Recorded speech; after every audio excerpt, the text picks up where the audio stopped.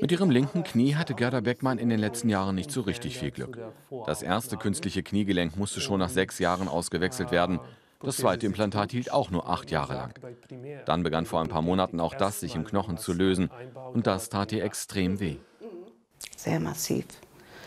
Fast Tag und Nacht. Ohne Tabletten ging gar nichts. Gerda Beckmann zögerte die dritte große Knieoperation so lange wie möglich hinaus.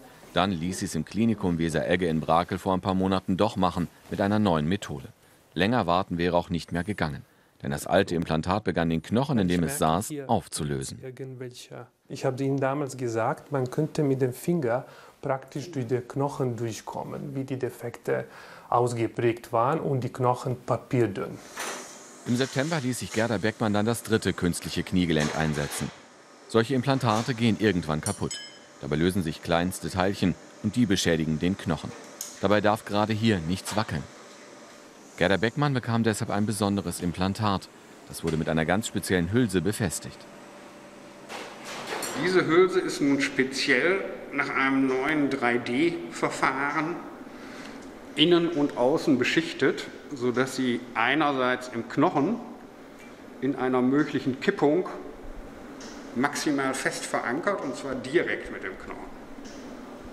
Andererseits dann den Hohlraum entsprechend reduziert, sodass sich dann anschließend die langstielige Prothese wackelfrei schon in dieser Hülse verankern lässt. Nach 3 Monaten mit Gehhilfen kann Gerda Beckmann mittlerweile wieder ohne Hilfsmittel spazieren gehen. Wenn sie über Treppen geht, sticht das linke Knie zwar noch ein bisschen, aber das ist viel besser ertragbar als der Schmerz vor der letzten Operation. Die 77-Jährige ist froh, dass sie sich doch noch mal überwunden hat.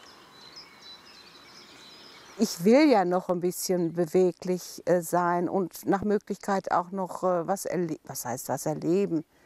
Naja, in Urlaub fahren vor allen Dingen. Das ist mir schon wichtig, unter Menschen zu gehen. Nicht immer hinten anhängen, sondern mitmachen halt. Ein halbes Jahr könnte es noch dauern. Dann, sagen ihre Ärzte, könnten die Schmerzen auch ganz weg sein. Und Professor Rolf Haker vom Klinikum Weser-Egge in Brakel ist jetzt auch hier bei mir im Studio. Gerade haben wir ihn schon kurz im Film gesehen. Er ist Facharzt für Orthopädie und Unfallchirurgie. Das heißt, Gelenke sind seine Spezialität. Schön, dass Sie da sind. Nur noch mal zur Klarstellung, dass man sich das mal vor Augen führt. Also, Sie sägen regelrecht den Knochen vom Oberschenkel und Unterschenkel ab. Da ist eine richtige Lücke, die ist dann so groß wie hier dieses Gelenk, diese Prothese.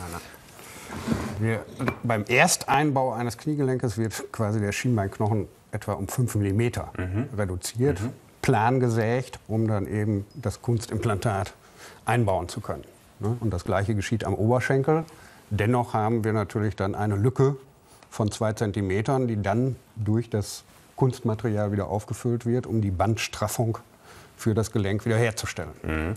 Schöner als so ein tolles Gelenk, was man einsetzen kann, ist natürlich, wenn das eigene Knie gesund bleibt. Gibt es denn jetzt irgendetwas, was man machen kann, um zu verhindern, dass das Knie verschleißt? Ja, grundsätzlich sollte man auf jeden Fall Beinfehlstellungen Angeborene in irgendeiner Form kontrollieren lassen. Und dann gibt es natürlich eine Vielzahl von Sportverletzungen oder auch Berufsunfälle, die zu einer Knieschädigung führen und dann eben in der Folge zu einer Verschleißerkrankung des Gelenkes. Also welche sind schlechte Sportarten fürs Knie? In der Regel Mannschaftssportarten mit gegnerischem Kontakt. Bestes Beispiel ist Fußball. Weil man da zusammenknallt. Weil man da eben zusammenknallt und Unfälle produziert. Aber ich sage immer, wenn man 20.000 € oder mehr im Monat damit verdient, dann kann man natürlich so ein Knie mal riskieren. Also trotzdem schade drum. Und da sind es auch noch, glaube ich, auch diese Richtungswechsel beim Squash und Tennis. Das ist auch nicht so dolle, ne? Nicht so dolle, aber welche sind gute Sportarten? Gute Sportarten sind natürlich grundsätzlich immer Joggen, Radfahren, Schwimmen, alles ohne gegnerischen Kontakt. Wo man schön geradeaus sich bewegt und eben das Körpergewicht schön von der linken auf die rechten Seite verteilen kann. Die Patientin im Film hat gerade gesagt, sie möchte unter Leute gehen, sie möchte auch verreisen können. Was kann man denn mit dem Gelenk dann nicht mehr machen, was man mit einem gesunden oder eigenen Gelenk machen kann? Ja, also grundsätzlich empfehlen wir da natürlich auch keine Sprungbelastung. Tiefe Hocke ist schädlich, weil dann ein Verschleiß dieses Kunststoffsteils provoziert wird, weil es dann eingeklemmt wird. Aber ansonsten kann man eigentlich auch mit einem künstlichen Kniegelenk relativ viel noch machen. Und ein Leben ohne künstliche tiefe Hocke kann man sich wahrscheinlich auch noch ganz gut vorstellen. Genau. Professor Haker, Dankeschön, dass Sie bei uns waren.